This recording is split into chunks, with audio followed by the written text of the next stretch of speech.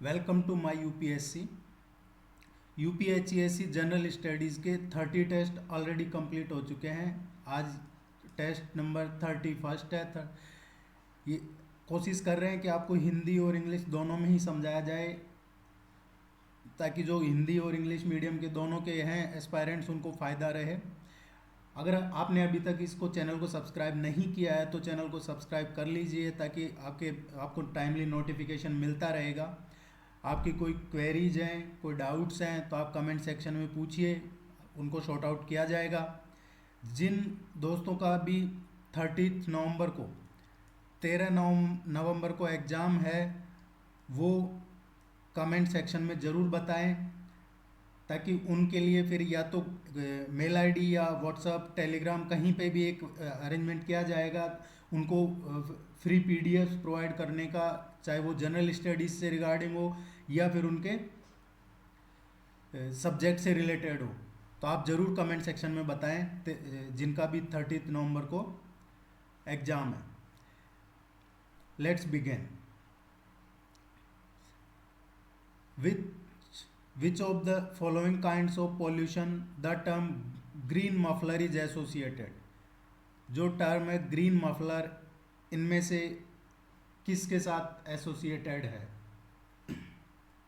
देखिए green muffler क्या होता है। ग्रीन मफलर जो ज़्यादा पॉपुलेशन होती है वहाँ पे नॉइज़ पॉपुलेशन के लिए सड़क के किनारे, जो सड़क के किनारे या इंडस्ट्रियल रीजन्स में या जो नेशनल हाईवेज है उनके आसपास के रिहायशी इलाके में 4-5 रोज पंक्तियों में है जो एक वृक्षारोपण किया जाता है ध्वनि प्रदूषण को कम करने के लिए। ये एक टेक्निक है, नॉइज पोल्यूशन को कम करने की टेक्निक है, ताकि जो घने पेड़ हैं वो नॉइज प्रदूषण को कम कर सकें, क्योंकि जो पेड़ है ध्वनि को फिल्टर करते हैं और इससे नागरिकों तक जो वहाँ के रेजिडेंट्स हैं उनमें पहुँचने से रोकते हैं। और इसमें जो पेड़ पौधे लगाए जाते हैं वो या तो अशोक के या नीम के पौधे लगाए जाते हैं। जो ग्रीन मफलर है वो किसके साथ एसोसिएटेड है? Noise pollution. डी इसका करेक्ट आंसर होगा।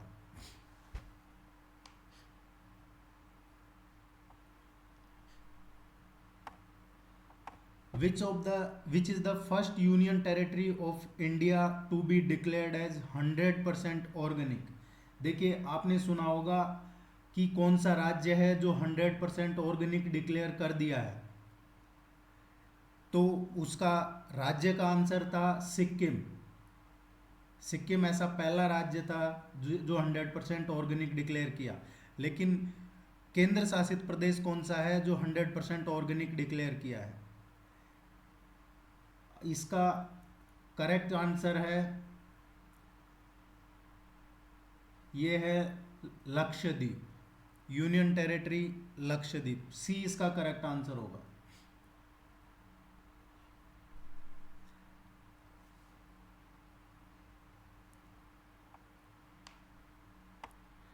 Drone rules 2021 has been released by which ministry for public consultations.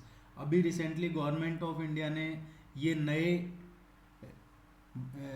जो रूल्स हैं ड्रोन रूल्स 2021 पब्लिक कंसल्टेशन के लिए रिलीज़ किए हैं। ये किसने रिलीज़ किया है? ये मिनिस्ट्री ऑफ सिविल एविएशन ने रिलीज़ किया है। इसका करेक्ट आंसर होगा मिनिस्ट्री ऑफ सिविल एविएशन। अब इसके लिए कर दिया है कि ड्रोन्स के लिए लाइसेंस या एक यूनिक नंबर होना जरूरी है आपके पास। बिना उस यूनिक आइडेंटिफिकेशन नंबर के आप ड्रोन्स नहीं परमिटेड होंगे unless they are exempted.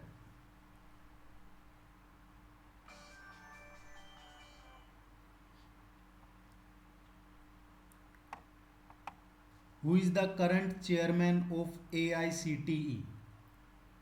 AICTE के अभी करंट चेयरमैन कौन है? अभी वर्तमान में चेयरमैन कौन है AICTE के? तो AICTE के जो भी वर्तमान चेयरमैन है ये है प्रोफेसर अनिल दत्तात्रेय सहस्त्रबुद्धे। बी इसका करेक्ट आंसर होगा। ये अभी AICTE के चेयरमैन है। MP पूनिया कौन है? MP पूनिया है ये वाइस चेयरमैन है इसके वाइस प्रेसिडेंट है AICTE के। DP सिंह कौन है? DP सिंह अभी प्रेजेंट में चेयरमैन है किसके? UGC के चेयरमैन है ये। मनोज आहूजा कौन है? ये अभी वर्तमान में करंट चेयरमैन है CBSE के। इसमें आपके 4 क्वेश्चन क्लियर हो गए हैं। इस क्वेश्चन को आप जरूर ध्यान में रखिएगा।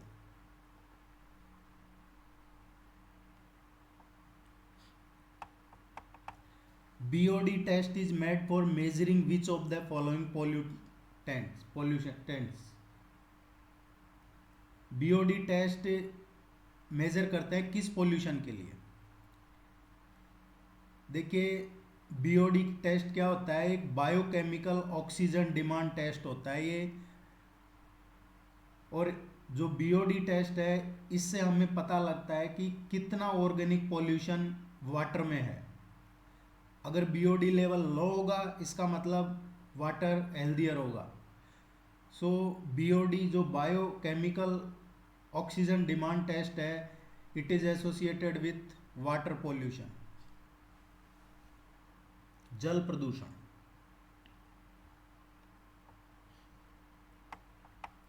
देखिए, ये मैच करना है लिस्ट 1 के साथ लिस्ट 2 को।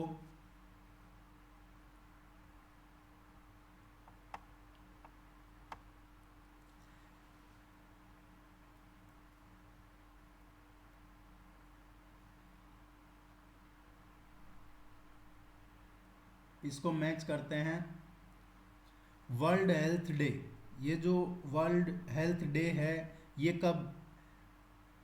ये आता है 7 अप्रैल को।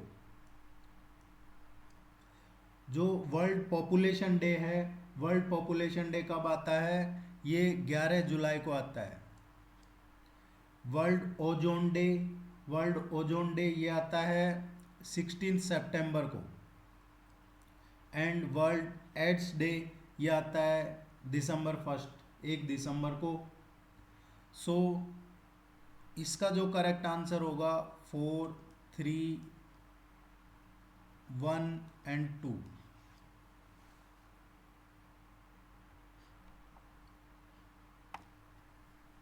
बी इसका करेक्ट आंसर होगा।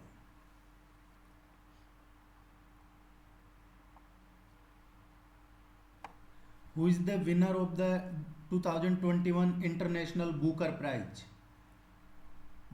ये जो इंटरनेशनल बुकर प्राइज 2021 है, इसके विनर कौन है? देखिए, जो इंटरनेशनल बुकर प्राइज है, ये एक इंटरनेशनल लिटरेरी अवार्ड है और इसको होस्ट किया जाता है यूनाइटेड किंगडम में। अभी 2021 का जो प्राइज जीता है, ये जीता है डेविड डियोप ने। डेविड डियोप ये कौन है? ये एक फ्रांसीसी राइटर है जिन्होंने बुक लिखी है। और कौन सी बुक पे मिला है ये? डेविड डियोप की जो बुक जिस पे ये प्राइज मिला है, उस बुक का नाम है at night all blood is black. At night all blood is black, ये इन्होंने बुक लिखी है। और ये बुक इंस्पायर्ड है किससे? जो पहला वर्ल्ड वार था, इसमें इनके जो ग्रैंडफादर थे, ग्रेट ग्रैंडफादर, उन्होंने जो एक्सपीरियंसेस थे उसके बारे में लिखा हुआ है। इसको प्राइज मिला है।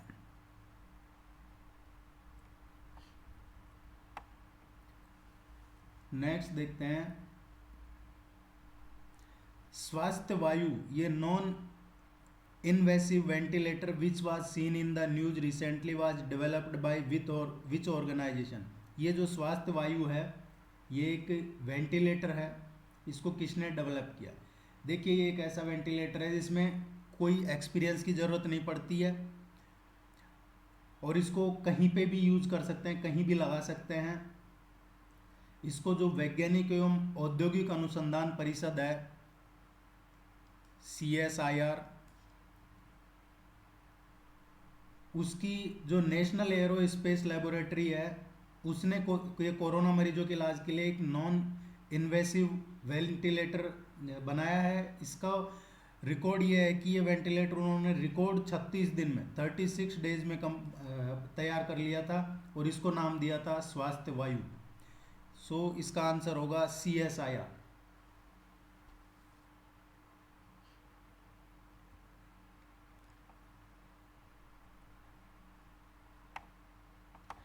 Under the air quality index in India which of the following pollutants is not included. जो एयर क्वालिटी इंडेक्स है उसमें कौन से पोल्यूटेंट्स इंक्लूड नहीं है।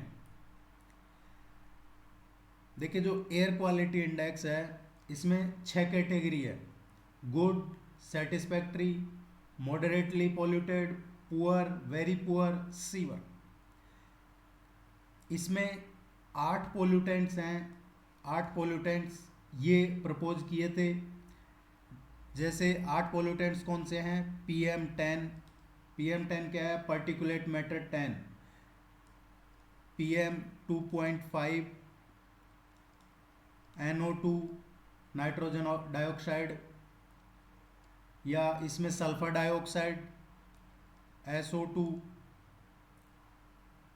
कार्बन मोनोऑक्साइड है CO, ozone O3, ammonia NH3 and PB lead.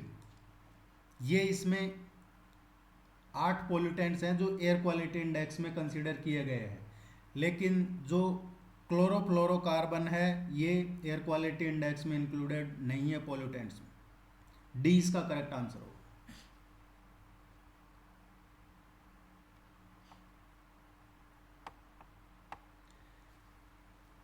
चीर CHEER स्टैंड्स फॉर, ये है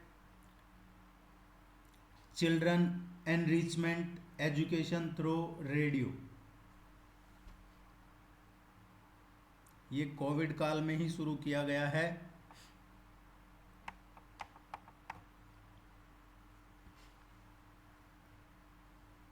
one of the important theories of moral development was proposed by.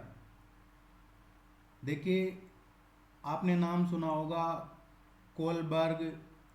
उन्होंने आइडेंटिफाई किए 3 level of moral reasoning: pre conventional, conventional, post conventional.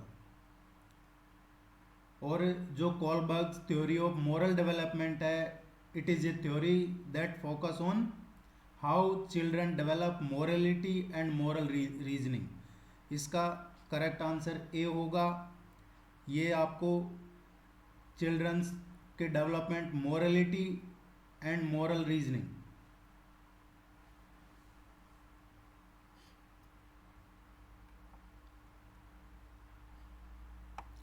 The research which is exploring new facts through the study of past is called. The research which is exploring new facts through the study of past is called historical research.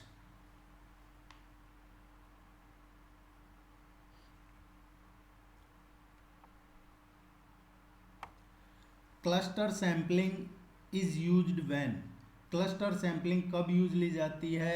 देखिए cluster sampling, population is scattered and sample size is to be kept large. This one is correct. Population is heterogeneous. This one is incorrect. Long survey is needed. D. So D इसका correct answer होगा both A and C के लिए। जो cluster sampling है use में ली जाती है। Cluster sampling क्या है? It is a probability sampling method होता है ये, in which you divide a population into clusters. Clusters में पॉपुलेशन को डिवाइड किया जाता है जैसे कि डिस्ट्रिक्ट वाइज, तहसील वाइज या स्कूल वाइज, और फिर बाद में रैंडमली सेलेक्ट करके और क्लस्टर सैम्पलिंग की जाती है। फिर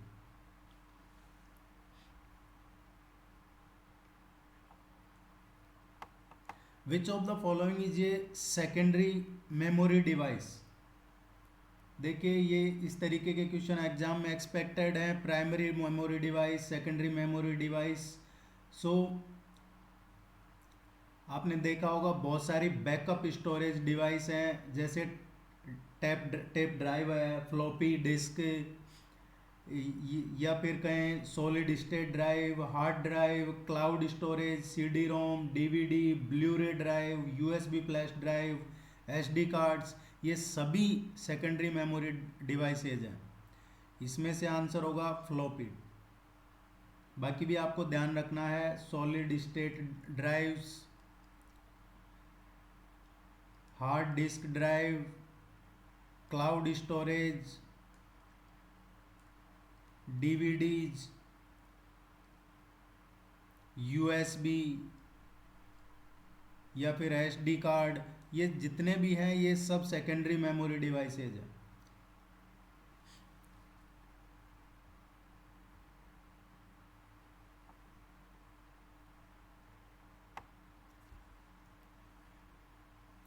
The first part of a complete URL that is required to access the web resource is, देखिए जो कोई URL होता है उसका फर्स्ट पार्ट के बारे में पूछा जा रहा है। आपने देखा होगा HTTP या HTTPS, देन ऐसे myupsc.com, इसमें ये होता है हाइपर टेक्स्ट ट्रांसफ़र प्रोटोकॉल, या एस होता है, ये सिक्योरिटी के लिए होता है कि ये सिक्योर है या नहीं है। अगर एस नहीं लगा है तो फिर सिक्योरिटी के अलर्टनेस या चांसेस रहते हैं कि सिक्योरिटी कॉम्प्रो है। सो इसकी बात हो रही है। ये जो होता है ये डोमेन नेम होता है, इसके आगे लगा दिया UPHESC.myupsc.com, तो फिर ये सब डोमेन हो जाता है या एड ऑन डोमेन बोलते हैं इसको। इस तरीके से एक कंप्लीट URL होता है। HTTPS फर्स्ट पार्ट होता है, इसका आंसर होगा protocol.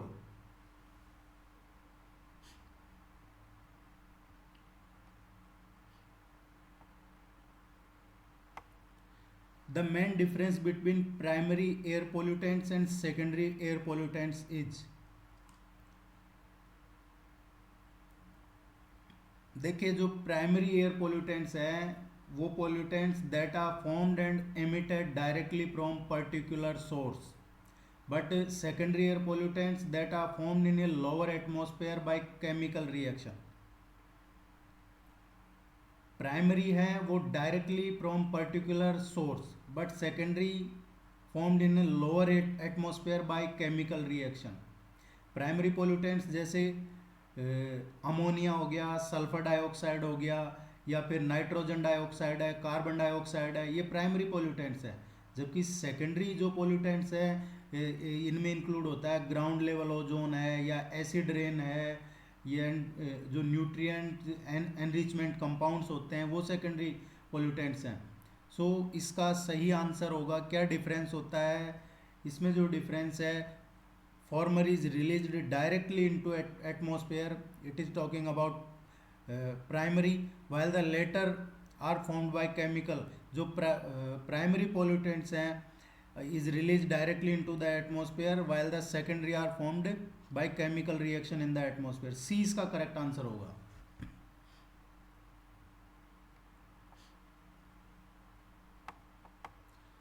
What are the main three components of water cycle?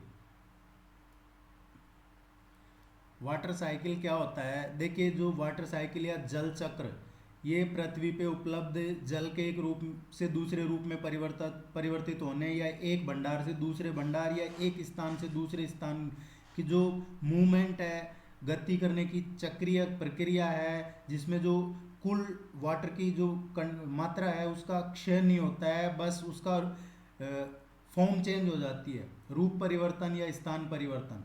और इसी को तो हम जल संरक्षण का सिद्धांत कहते हैं। प्रकृति में जल संरक्षण का जो सिद्धांत है वो यही है, उसकी व्याख्या यही है। इंग्लिश में बता देता हूँ, the water cycle it is also known as hydrologic cycle और hydrological cycle. It is a biogeochemical cycle that describes the continuous movement of water on, above, below the surface of earth। So three main component water cycle के, इवेपोर्शन, condensation, precipitation. B इसका correct answer होगा।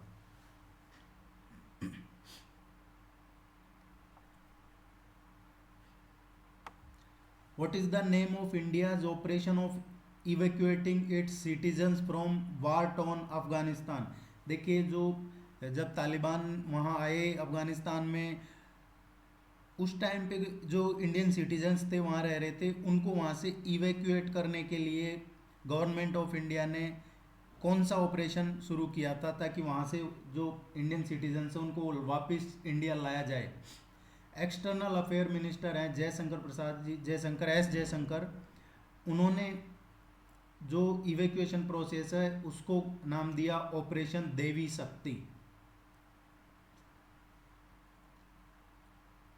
D इसका correct answer होगा, operation Devi शक्ति।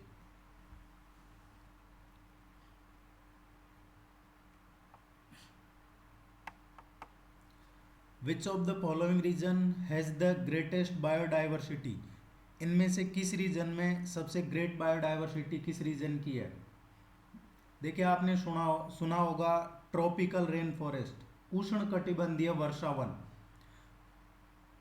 ये ए इसका correct answer होगा। उष्ण कटिबंधीय वर्षा वन कहाँ पाए जाते हैं, ये पाए जाते हैं, देखिए ये है इक्वेटर 0, ये है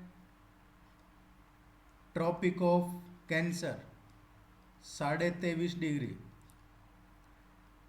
इसी के पैरेलल में नॉर्थ गोलार्ध जिसको साउथ गोलार्ध बोलते हैं 23.5 डिग्री, ये है ट्रॉपिक ऑफ कैप्रिकॉन। कर्क रेखा ये है मकर रेखा, और ये है आपका इक्वेटर। सो इस रीजन में कर्क रेखा और मकर रेखा के बीच का जो ये रीजन है, यहाँ पे ट्रॉपिकल रेन फॉरेस्ट या उष्ण कटिबंधीय वर्षावन पाए जाते हैं, बिकॉज यहाँ पे है जो बारिश वगैरह काफ़ी होती है। सो इस रीजन को ही ग्रेटेस्ट बायोडाइवर्सिटी रीजन भी बोला जाता है।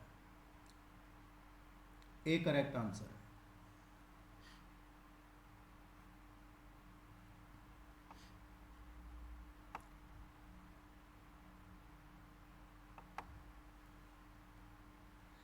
The headquarters of Asian Development Bank are located at which among the following places?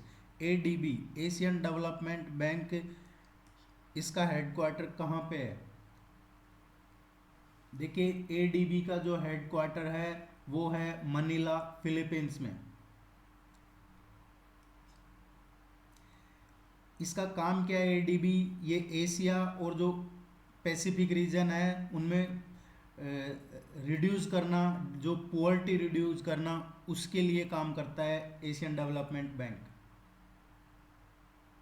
इसमें टोटल कितने मेंबर हैं, 67 मेंबर हैं, जिसमें से 48 मेंबर्स तो एशिया पैसिफिक रीजन के इंक्लूडिंग इंडिया। जो कुछ non Asia Pacific region members हैं आर ओनली कंट्रीज।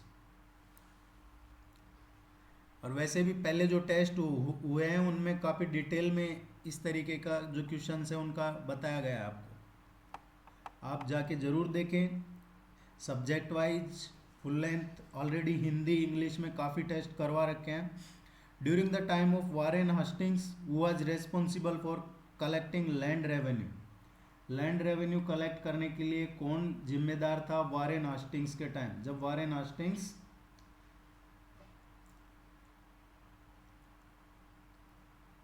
देखिए जब जो दीवानी राइट्स के बाद में कंपनी ने हैंडेड ओवर कर दिए रेस्पॉन्सिबिलिटी लैंड कलेक्ट करने की, जो ब्रिटिश ईस्ट इंडिया कंपनी थी उसने ये रेस्पॉन्सिबिलिटी दी थी आमिल्स को। बाद में क्या हुआ, इनकी जगह लगा दिए गए सुपरवाइजर अपॉइंट कर दिए गए सेम ड्यूटी को कलेक्ट करने के लिए, ये यूँ कहें रेवेन्यू कलेक्शन के लिए। बाद में वारेन हस्टिंग्स जब अपॉइंट हुए तो इन्होंने ये जो कलेक्टिंग लैंड रेवेन्यू है ये रेस्पॉन्सिबिलिटी दे दी कलेक्टर्स को। सी इसका करेक्ट आंसर हो।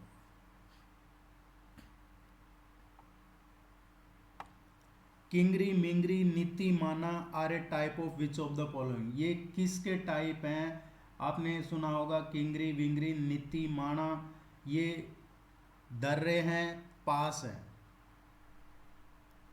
नीति पास आपने सुना होगा, नीति पास ये उत्तराखंड है, उत्तराखंड को तिब्बत से जोड़ता है ये नीति पास, उत्तराखंड को तिब्बत से जोड़ता है। ये हिमालय का एक इम्पोर्टेंट पासेज में से एक है।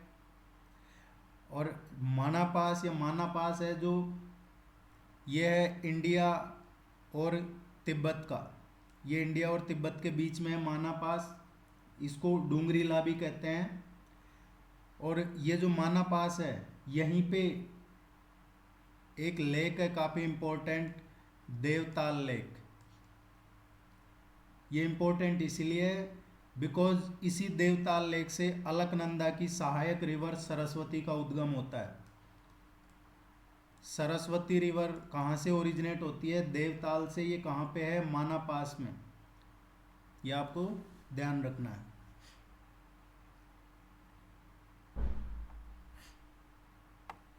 विच of the following is the new name of rose island? देखिए, रोज आइलैंड का नेम चेंज करके, कुछ आइलैंड्स के नाम चेंज करके कर दिए गए हैं। ये आपको ध्यान रखना है, पढ़ना है। जो रोज आइलैंड है उसका नया नाम है नेताजी सुभाष चंद्र बोस आइलैंड। और ये कहाँ पे है? साउथ अंडमान एडमिनिस्ट्रेटिव डिस्ट्रिक्ट में है। अंडमान और निकोबार में काफ़ी आइलैंड्स के नाम चेंज किए हैं, बहुत डेवलपमेंट हुआ है इधर। इसके बारे में मैं पहले टेस्ट में भी काफ़ी अच्छे से क्लियर कर चुका हूँ, आप भी इनको वापस जाके पढ़िए। रोज आइलैंड का रीनेम हुआ है as a Netaji Subhash Chandra Bose island.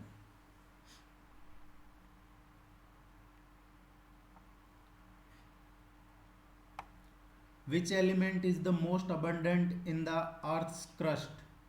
जो पृथ्वी क्रस्ट है इसमें सबसे ज़्यादा मात्रा में कौन सा एलिमेंट पाया जाता है? देखिए, oxygen is the most abundant element in earth's crust. So oxygen correct answer होगा। 46% oxygen it consist of the earth's crust.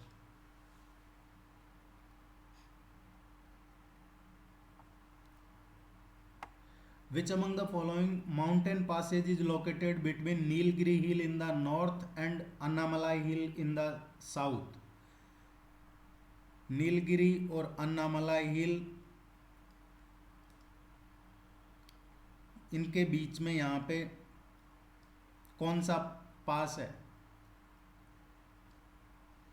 देखिए, इनके बीच में जो पाल घाट है, पाल घाट, पलक्कड़ पास बोलते हैं उसको, पाल घाट या पलक्कड़ पास, एक माउंटेन पास है। It is located between Nilgiri hill in the north side and Anamalai hill towards the south. और जो ये पाल घाट है, पलक्कड़ पास है, ये जोड़ता है किसको? कोयम्बटूर इन तमिलनाडु एंड पलक्कड़ इन केरला। ये आपको ध्यान रखना, कोयम्बटूर टू पलक्कड़, कोयम्बटूर तमिलनाडु में, पलक्कड़ केरला में।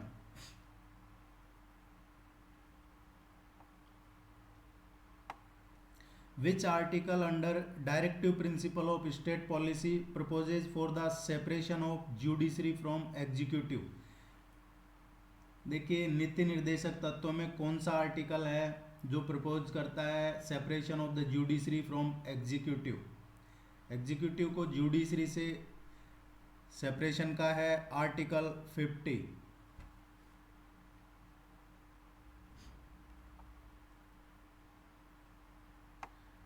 Which of the following is correct with respect to right against exploitation? right against exploitation ये है prohibition of traffic in human being and force labour, शोषण के विरुद्ध अधिकार। ये है। देखिए, राइट अगेंस्ट एक्सप्लॉयटेशन क्या है? आर्टिकल 23-24। आर्टिकल 23 में क्या है? ये है traffic in human being and the beggar and other similar form of forced labor are prohibited। और आर्टिकल 24 में क्या है? आर्टिकल 24 में है no child below the age of 14 year shall be employed to work in an factory और mines. 14 साल से छोटा कोई भी बच्चा फैक्ट्री में काम नहीं कर सकता, ये आर्टिकल 24 है। सो इसका करेक्ट आंसर होगा ए।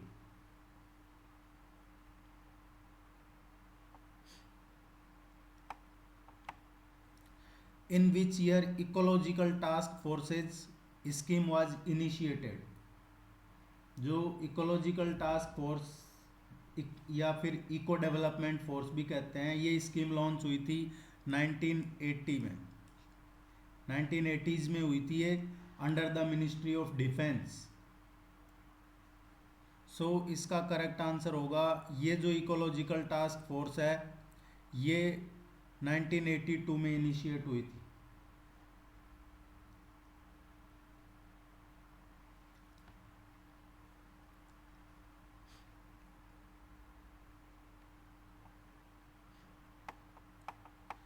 विच organisation will organise the Bharat Darshan Dakshin Bharat यात्रा? ये भारत दर्शन दक्षिण भारत यात्रा, इसको कौन ऑर्गेनाइज कर रहा है? ये ऑर्गेनाइज किया था दिसंबर 12 से 18। ये हैदराबाद सिकंदराबाद से लॉन्च हुआ था और इसकी थीम थी यात्रा की शो इंडिया टू इंडियंस। इसमें ये तंजावुर, रामेश्वरम, मदुरई मीनाक्षी टेम्पल, कन्याकुमारी, बृहदेश्वर टेम्पल, ये सभी इसमें इंक्लूड थे। ये चालू किया था IRCTC ने, Indian railway catering and tourism corporation.